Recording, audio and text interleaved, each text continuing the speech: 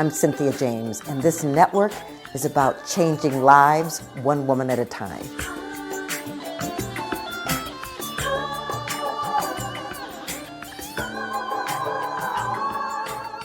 Hello, and welcome to Women Awakening. I'm your host, Cynthia James, and I get the honor and the privilege of introducing you to extraordinary women. You know, a lot of podcasts are dealing with celebrities and all that. What interests me is ordinary women doing extraordinary things, change makers, that we're here to open the portals for others to grow, to heal, to transform, to transcend old ways of being. So if that interests you, you are totally in the right place, and you're going to meet another fabulous woman today. We're on all the platforms: Spotify, iTunes, iHeart, Spreaker, Amazon, video on YouTube. Just look for Women Awakening with Cynthia James and subscribe, share the videos, and invite people to come and see. We have interviewed now over 200 women around the world, and I want you to know they're extraordinary. So I have a new friend today. Her name is Alicia Newton. She's the founder and chief, she calls it encourager, at Learning Path LLC and development company. It's focused on inclusive leadership development. She's a coach. She's a facilitator. She's an L&D consultant, instructional designer, and recovery advocate. She holds an MA in information and learning technologies with a concentration in e-learning design and implementation. What I love about what I read about her is that she's driven by a desire to help people grow and be their best selves. She engages with her community and with leaders across the industry to help develop and support their most valuable resource, their people. Well, Alicia, thank you so much for being here. Thank you, Cynthia, so much for having me. Well, I'm really interested, but I always like to start at the beginning, where you grew up and how you grew up. A lot of times people look at successful people and they think they just sort of dropped in with this golden spoon in their mouth and they just went off and became successful. And that's not usually the journey for any of us. But how's your journey? How did you grow up? Yeah, exactly. Oh, listen, I always say I've had all of these divine detours. My path has definitely not been straight. I talk about that in my book, like all these divine detours. I was born in a small town in West Virginia and lived there till I was 10, and I moved to New York. And that was like my first real, it was a real transformative period for me going from a small town to New York City. We moved to Harlem and yeah, and so of course, I wanted to fit in. I wanted to fit in a big city, the country girl. And so I proceeded to go through the New York system. My mother was very much a education advocate, and we lived in Harlem. I never went to school in Harlem. I was always sent out of the neighborhood to go to school. I went to Franklin Prep for a couple years, and then I went to high school of performing arts, and then took a divine detour out of school and into just a period of rebellion and yeah, yeah. And so I stayed in New York until my first son, Jason, was born, and I moved back to West Virginia and stayed there for about a year, and then came to Atlanta on vacation and never went back. I was like, this is it. This is it for me. So, Well, yeah. Well, you know what I love about that is, and I say this all the time, that I get the opportunity to meet sister souls, right? Because I grew up in Minnesota, I went to New York, and it's like, thank goodness there was a divine energy taking care of me because I was so stupid, and and and I was, wanderlusting all over the place till I landed in my world. So I'm happy to meet you. So I want to know, where did this learning come from, this energy for you to get, a degree in instructional design where did that come from?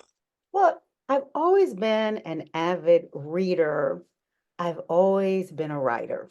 Just I was in a job at Home Depot, and I applied to work in the training department.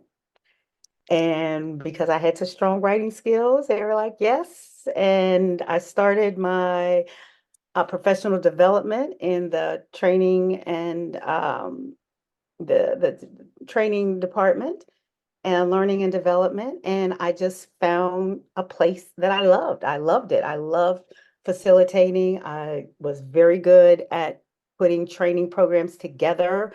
And my career just kind of took off from there.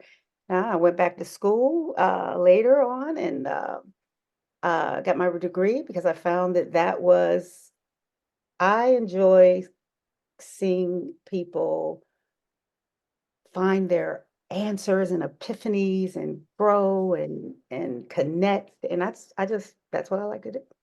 Well, I love that. I want to talk about diversity, equity, and inclusion. There's so much going on right now. You know, some companies are like, need it, need it, need it. Other companies like, don't need it, don't need it, don't need it. And I, I just would like, first of all, can you just explain to our audience what is DEI and then Right. why you think it's important for organizations? Absolutely. Absolutely. And you're right. This is a very interesting time um, for the work. I think that if you are in the DEI profession right now, I just want to encourage you to stay encouraged because where we are, it feels like, and this tracks with the history in America, that we take two steps forward and then there's this pushback.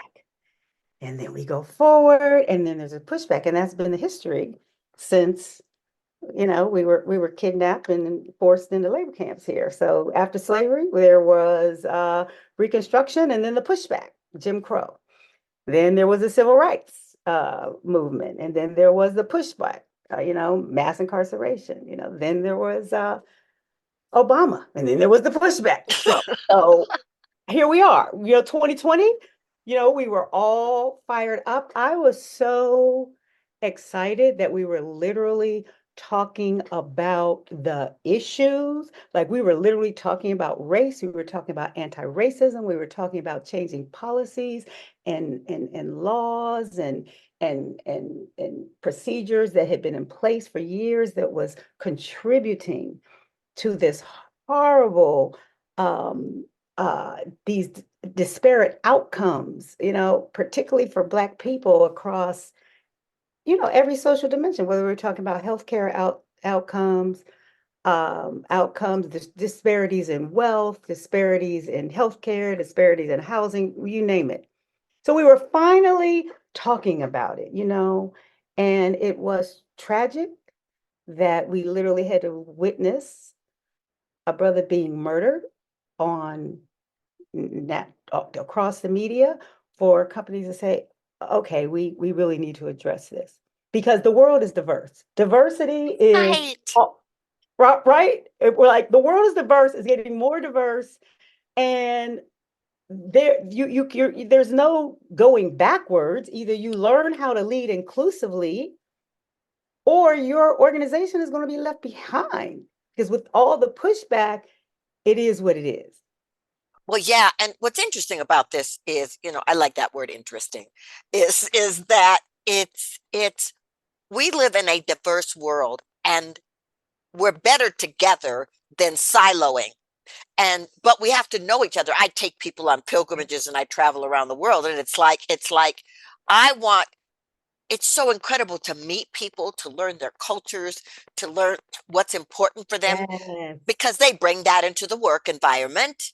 yes, And the more we know about each other, the harder it is to be mean to each other. yes, yes. That's how our lives get bigger. Like if you want your life to be bigger, your perspective to be bigger, your making to be better, you want diversity, right? And Right. and I echo what you say. I mean, I do a lot of travel internationally, uh, uh, in the country. I've been to most of the state, but every time I get to learn and meet someone who has a different life experience, it enriches mine.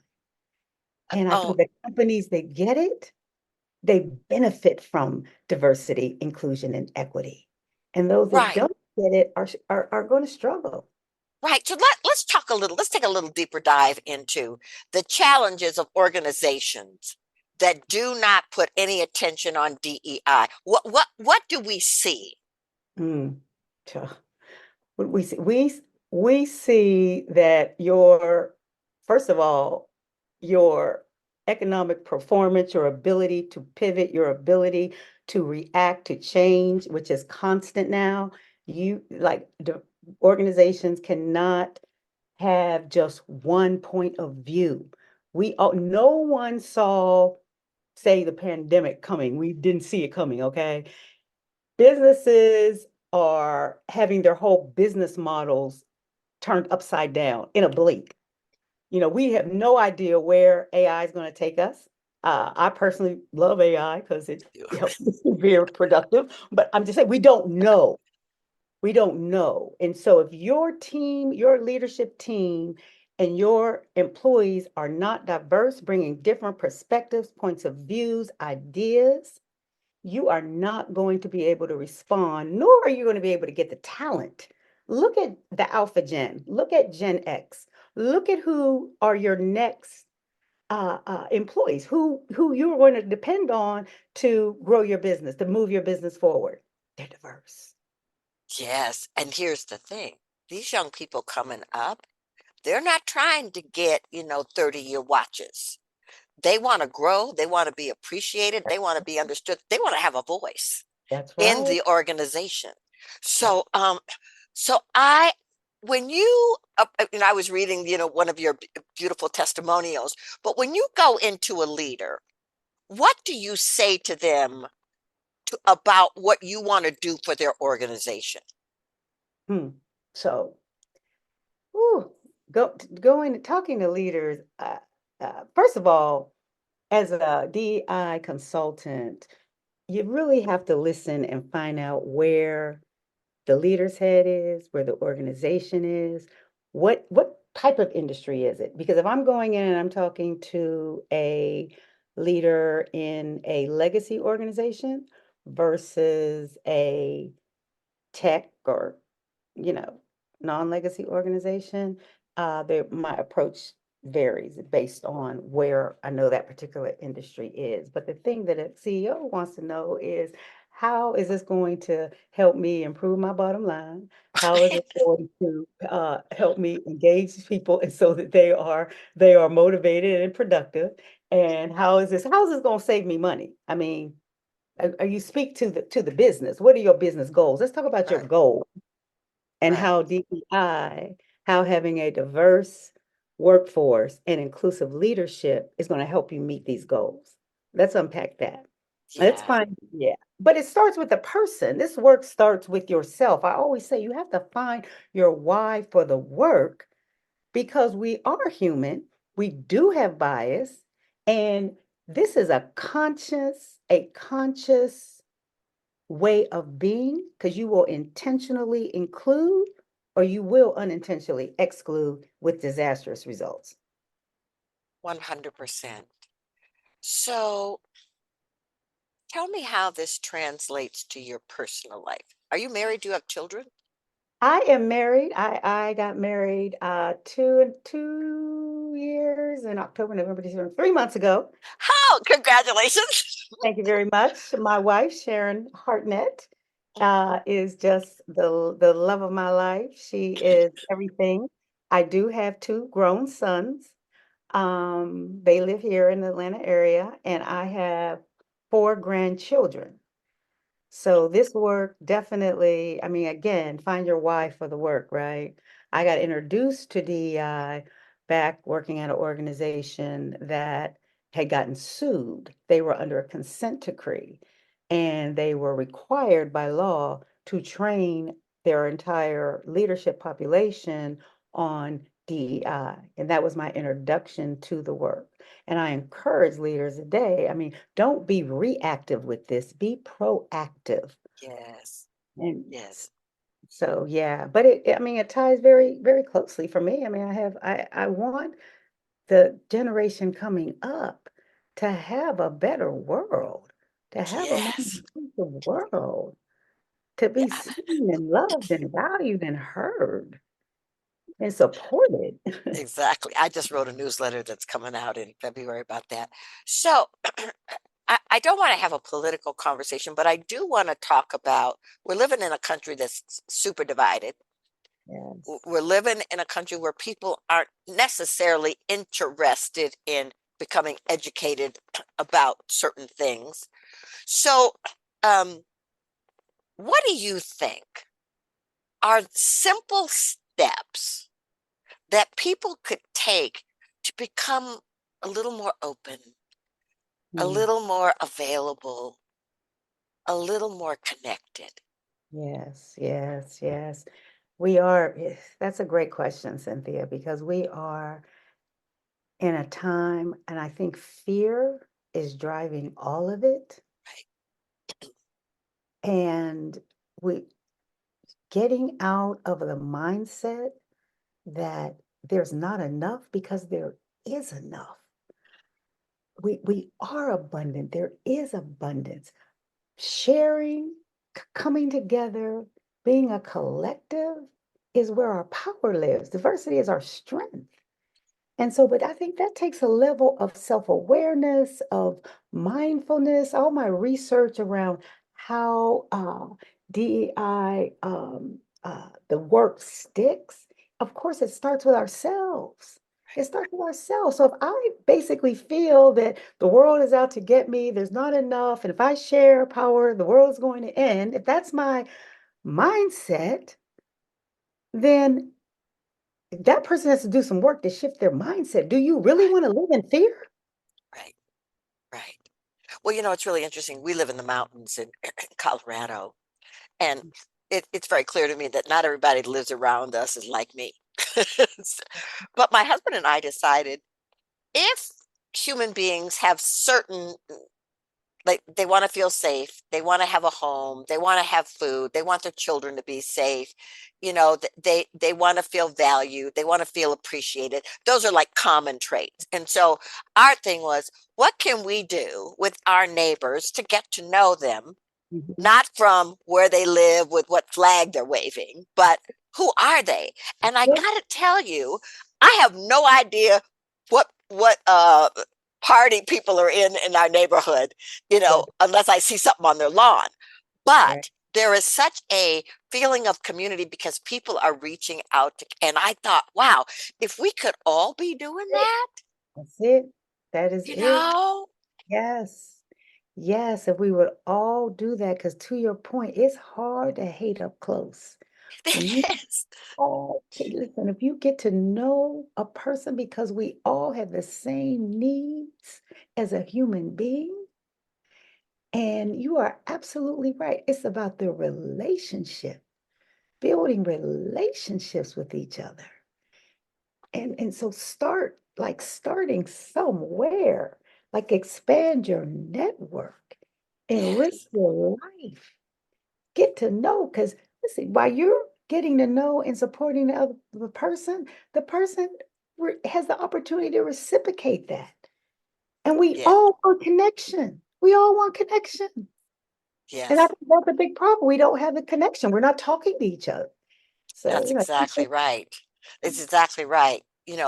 Because if you couldn't see what anybody looked like yeah, and you just entered into conversation, wow, what amazing things could occur, you yeah. know?